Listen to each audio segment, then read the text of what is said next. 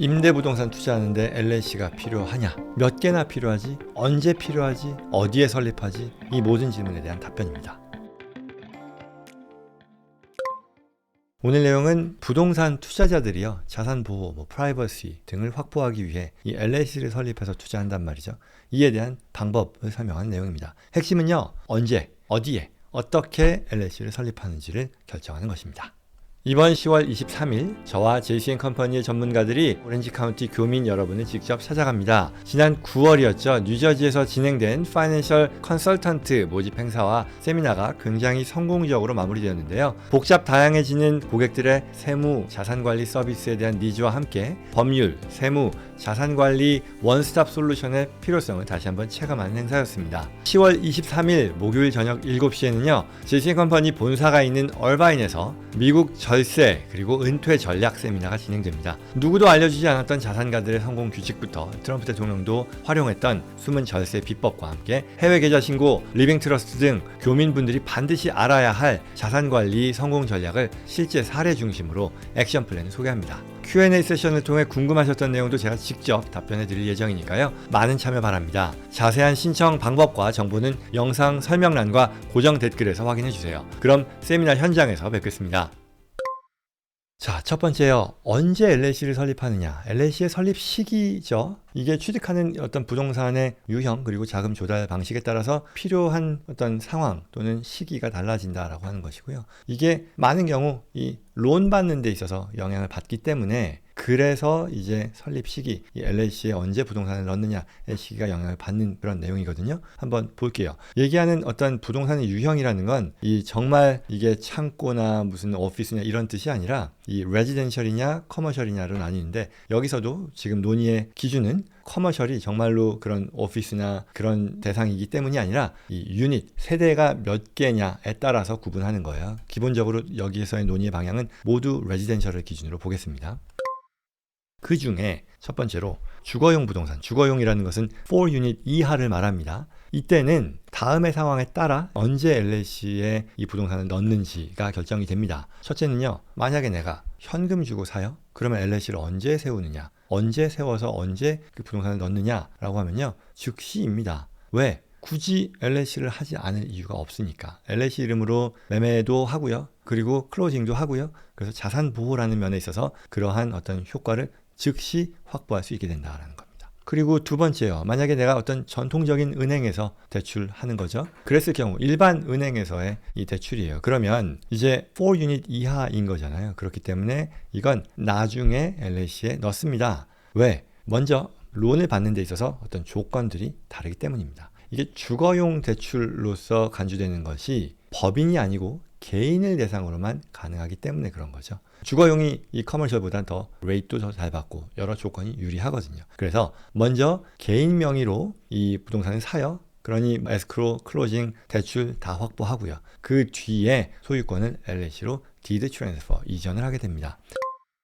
물론 이러한 행위가요, 많은 경우 그 론에 있어서 양도 금지, due on sale clause라고 하는 것에 위반이 되긴 하지만, 이게 대출 기관들이요, 대체적으로는요, 대출을 잘 심사해가지고 줬잖아요. 근데 단순히 소유권이 개인에서 개인이 소유한 법인으로 바뀐다라고 해서 이걸 그대로 또 청산하게끔 하느냐, 그럴 만한 경제적인 요인이 거의 없다라는 그런 실무적인 관행에 따라서 그렇게들 많이 한다라는 뜻입니다. 그게 무조건 문제 없다라는 말씀을 드리는 게 아니라 관행적으로 그렇게들 하더라라는 그런 말씀이에요. 그래서 전통적인 대출기관을 통해 할 때는 개인으로 사서 옮기는 것들을 많이 하더라라는 얘기고요.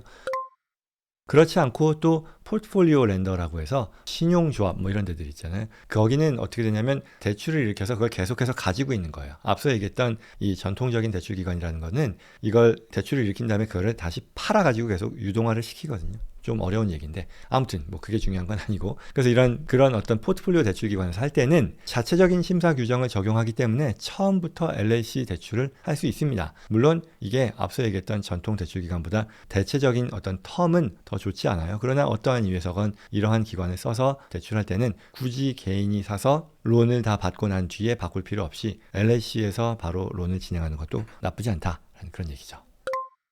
자, 그럼 지금 이제 4유닛 이하의 경우를 얘기했고, 그러면 이제 그 이상 5개, 5유닛 이상, 5세대 이상인 경우를 우리가 커머셜 프로퍼티라고 구분할 텐데 그때는 어떻게 되느냐라고 하면요. LLC 설립 시기는요. 바로 지금입니다. 왜? 어차피 이건 커머셜이에요. 커머셜 론에 따라서만 대출이 가능하고요. 상업대출은요. 대출 주체로서 이 LLC 명의와 부동산 자체의 수익성을 요구하기 때문에 LLC로 처음부터 진행하지 않을 이유가 없다라는 거죠. 그래서 그렇게 해서 부동산 취득 전에 LLC에서 현금을 가지고 LLC가 자본금을 써서 그대로 구입을 진행하는 것이 가장 깔끔하다라고 하겠습니다.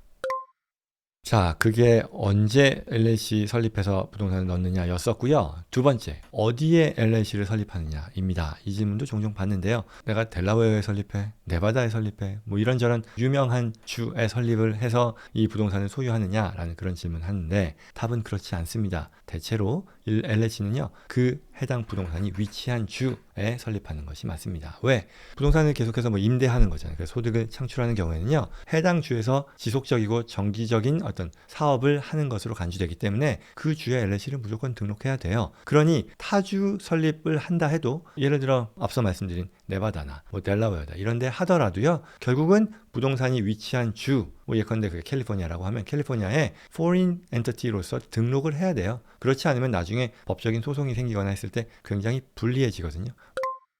뭐 예를 들어서 네바다 LLC가요. 플로리다의 부동산을 내가 샀어요. 그리고 세입자에게 퇴거, 이빅션 케이스를 진행한다라고 해요. 근데 만약 이 LLC가 네바다 LLC이면서 플로리다에 등록을 하지 않았으면요. 법적 자격이 미달된다. 뭐 스탠딩이 없다라고 평가하는 거죠. 그렇게 되면 소송이 기각될 수도 있거든요. 그러니 결국 이러한 어떤 추가의 버든을 감안하면 그 자체로는 기본적으로 부동산을 소유하는 LLC는 그 부동산이 위치한 주에 설립하는 것이 바람직하다입니다.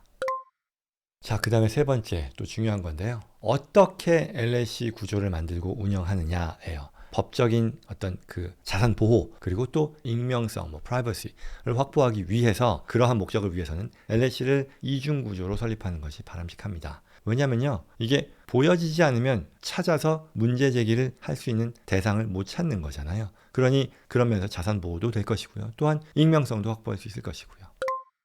자, 그러면 이 이중 구조, 이 프라이버시와 자산 보호를 하기 위해 하는 이중 구조라는 것이 뭐냐? 이중 LLC 구조라는 게 뭐냐라고 하면요. 첫 번째로요. 1단계 홀딩 컴퍼니를 설립하는데 이거는 와이오밍이라든가 네바다라든가 델라웨어 같은 이 오너의 정보가 주 정부의 어떤 퍼블릭 레코드, 이 공개 기록에 드러나지 않는 그러한 주들이 있거든요. 그 주에 설립을 하게 됩니다. 그리고 나서 2단계 LLC를 설립을 하는데 이게 바로 이 부동산을 직접 소유하는 이 LLC가 되고요. 당연히 앞서 말씀드린 것처럼 이 2단계 LLC는 부동산이 위치한 주에 설립하게 됩니다. 그러면 1단계 홀딩 LLC는요. 2단계 이 LLC의 멤버, 소유주가 돼서요. 결국은 이런 것들을 통해 익명성을 확보하게 된다는 그런 얘기죠. 그러면 결국은 어떤 그 주정부의 공개 기록에는요. 이 부동산의 소유주가 사실은 이 2단계 LLC인데 2단계 LLC의 멤버인 홀딩 LLC의 법인 이름만 나타나게 된다는 거죠.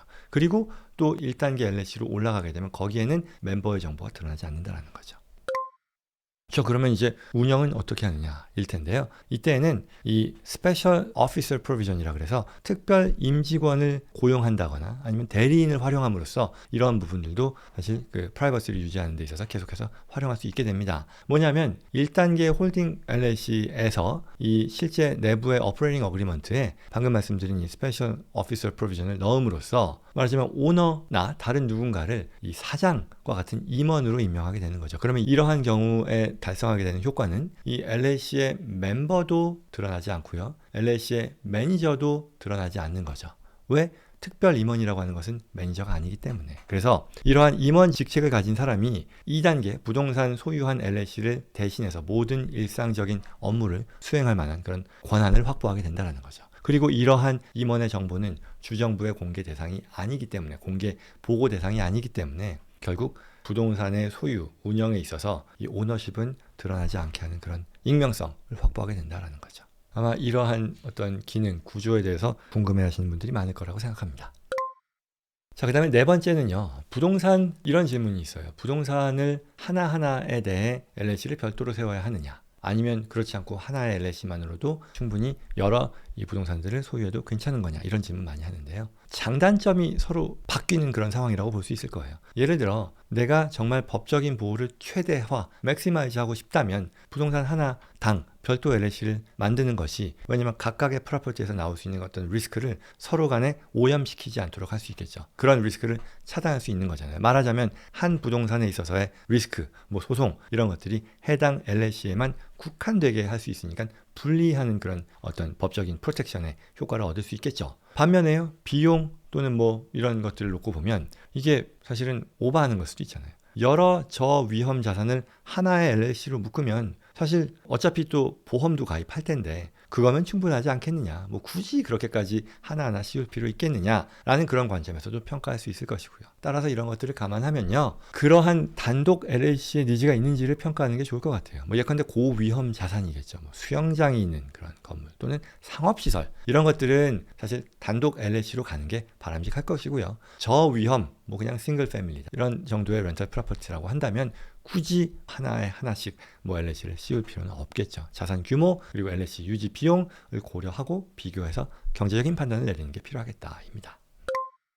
자, 여기까지였습니다. 부동산 투자를 위한 LLC 설립이라는 것은요, 앞서 말씀드린 부동산 유형 4유닛이냐 5유닛 이상이냐에 따라서, 또 자금 조달 방식에 따라서, 또 주 세법, 그리고 원하는 어떤 익명성, 에셋 프로텍션의 수준에 따라서 전략적인 접근이 필요하다. 그래서 표준적인 조언을 한다면 부동산이 있는 주에서 하되 어떤 익명성과 에셋 프로텍션을 위해서 우리가 어렵지 않게 할 수 있는 방법은 홀딩 LLC를 통한 이중 구조를 통해 이런 것들을 달성할 수 있게 된다라는 얘기였습니다.